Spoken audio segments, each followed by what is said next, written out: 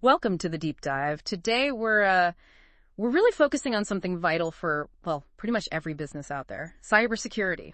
Absolutely. It's top of mind for so many. Yeah, so we've got some material here looking at EnterpriseRed. They're a consultancy, and their angle seems to be providing, strong security solutions, but also keeping them cost-effective, cutting edge too. Right. Affordable and advanced. That's the tricky balance. Exactly. So our aim today is to sort of unpack how they help businesses handle these, growing threats we keep hearing about. Especially with things like generative AI ramping things up. Right. And also how they help manage security resources, smartly and navigate that whole compliance maze. It just seems to get more complex. It really does.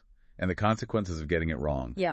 Well, they can be pretty severe. We're talking big financial hits, reputational damage, the works. For sure. And from what we're seeing, EnterpriseRed really pushes this sort of multifaceted approach. It's not just defense, is it? No, not at all. It's about actively cutting down risk, making sure you tick all the regulatory boxes, compliance. And actually helping the business grow safely. That's an interesting angle. It is. Security as an enabler, not just a cost center. Okay, so let's get into the nitty-gritty.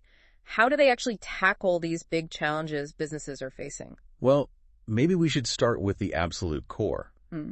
Actually protecting your business. Makes sense. Because, in this digital age, strong cybersecurity, it's not optional, right? It's basic survival. Yeah, it really feels that way. Think of it like a castle.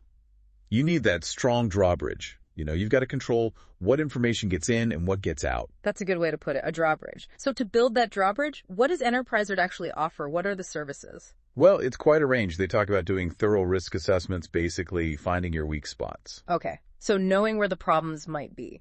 Exactly. And then having a solid plan, incident response for if or maybe when an attack happens. How do you react quickly? Prey, damage control. Then there's employee training, making sure your people aren't accidentally opening the door. The human element, always key. Always.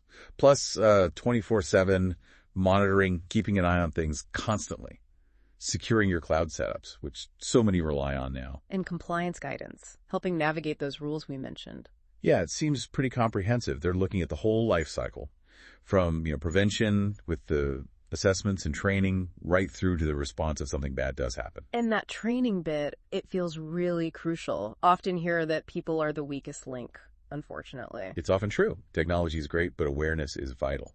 Now, one big issue for loads of companies, maybe smaller ones especially, is how do you afford all this? How do you manage it without a giant IT department full of security gurus? We know there's a skills shortage there. Oh, absolutely. Finding and keeping cybersecurity talent is tough and expensive. So how does EnterpriseRed address that? Well, their pitch seems to be about helping you get more out of the team you already have. Improving productivity, making your existing IT folks more effective on the security front. So doing more with less, essentially, without just throwing money at it. Exactly. Making your current resources work harder and smarter for security. Okay, that leads nicely into minimizing risk and achieving compliance. Because the rules have gotten tougher, haven't they, since GDPR back in 2018? Oh, significantly. GDPR was a bit of a watershed moment, and things have only tightened since. The potential fines for non-compliance are, eye-watering sometimes. And it keeps changing, right? You mentioned some specifics. Yeah, there's the ICO's Cyber Essentials Plus certification here in the UK. That became more prominent in 2023, and you often need it now for supply chain stuff or public sector work. Okay, so it's becoming a requirement. Increasingly, yes. And then looking ahead, October 2024 brings the NIS2 directive.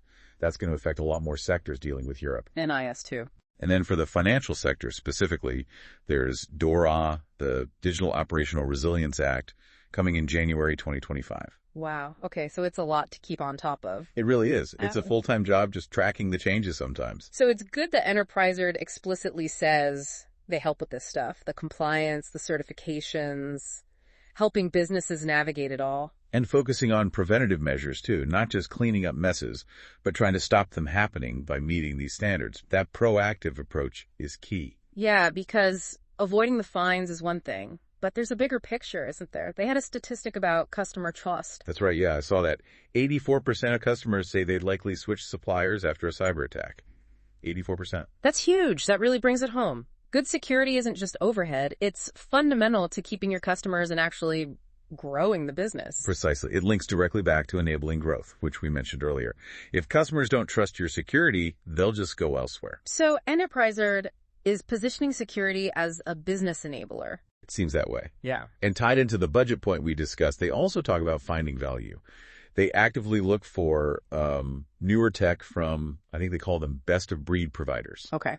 The idea is to find alternatives to the really big, maybe more expensive traditional vendors, finding tech that's proven but perhaps more cost-effective for certain needs. That makes sense. Sometimes the biggest name isn't always the best fit or the best value. What about the supply chain? That seems to be a growing worry, especially with AI attacks. A huge worry. Your security is only as strong as your weakest link, and often that link is somewhere in your supply chain. AI just makes finding and exploiting those weaknesses easier for attackers. So if your supplier gets hit, you could be affected too. Definitely. Data breaches, operational disruption, it flows down the chain. So EnterpriseRed says they help build resilience there, protecting you from contract losses if your supply chain isn't secure, and again, enabling growth by making you a more secure partner. Right, it's all interconnected. So how do they actually deliver all this? You mentioned partners. That seems core to their model. Yeah, they don't pretend to do everything themselves. They leverage partnerships with these innovative best-of-breed providers, as they put it. It's about picking the right tools for the job from specialists. Okay, so who are some of these partners? What do they bring? Well, they listed quite a few. For example, Arctic Wolf.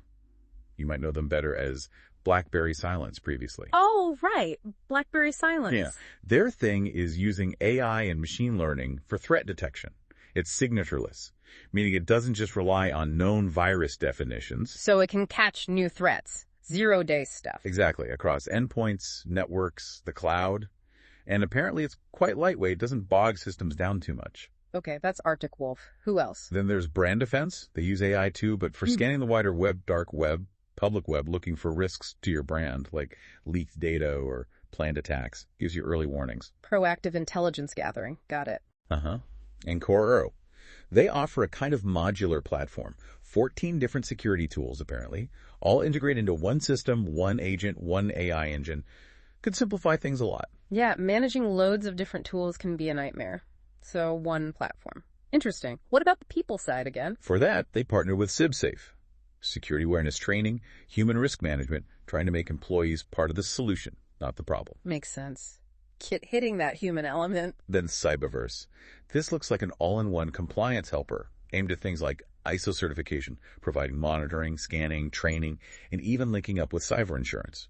Part of an ER Cyber Protect package, they call it. Simplifying compliance. Always welcome. Email security. Still a massive attack vector. Absolutely. For that, they partner with Libreza, advanced protection specifically for Microsoft 365 and Google Workspace. Big focus on stopping phishing and email fraud. Good focus. What about testing defenses? Yeah. Penetration testing. They work with Razorthorn for that. They're CREST approved, which is a good industry standard. They do pen testing and other security tests. And interestingly, they have an automated pen testing platform too. Automated testing. And visibility. Seeing what's actually on your network. Ribasoft handles that. Real-time visibility of your IT estate, they say. Right. It works at the network level, so no need to install agents everywhere. It shows you device configurations, vulnerabilities, gives you a clear map. Agentless discovery. That can be useful. Backup. Always crucial. Red Store is their partner there. Cloud backup, no hardware needed. Covers a wide range of data sources, M365, Google, SaaS apps, cloud data generally. They stress rapid recovery and specifically mention backing up Microsoft Entra ID. Entra ID backup. Yeah, that's becoming really important for identity management. What about protecting your brand via email? Impersonation. For that, they use SendBaric. It's a platform for managing DMARC, DCOM, SPF, those technical email standards that prove your emails are legitimate. Help stop people spoofing your domain for fraud or phishing. Right, locking down your email identity. And one more for moving data around, like big email migrations between systems or archives. They use Ultimate Technologies' Ultimate Migrator tool. Okay, wow. That's a pretty extensive ecosystem of partners. Covers a lot of different security bases. It really does. From detection and prevention to response, compliance, testing, backup, seems quite thorough. So let's maybe zoom in on a few specific solutions EnterpriseRed themselves are really pushing based on these partnerships. They mentioned cost savings in email security and archiving. Yes. That seemed like a key point for them. They highlighted having a proven, cost-effective way to help companies move off expensive older systems, even if you've got huge email archives, addressing that budget pain point directly. Migrating big archives can be a massive headache and cost, so offering a solution there is smart. Definitely. They also packaged something called Supply Chain Cyber Protect. Okay, what's that? It sounds like a dedicated bundle for companies needing to prove their supply chain security. Includes guidance, automated audits, help fixing gaps, and support getting accredited. Very targeted. Yeah, with things like Cyber Essentials Plus being needed in supply chains, a package like that makes a lot of sense. And they strongly recommend Red Store for immutable third-party backup. Immutable meaning it can't be changed or deleted, right? Ransomware protection. Exactly. Critical against ransomware.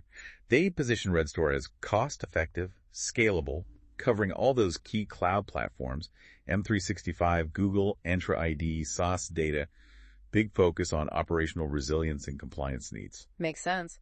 If your backups are safe, you can recover without paying ransoms. It's becoming a non-negotiable part of data protection.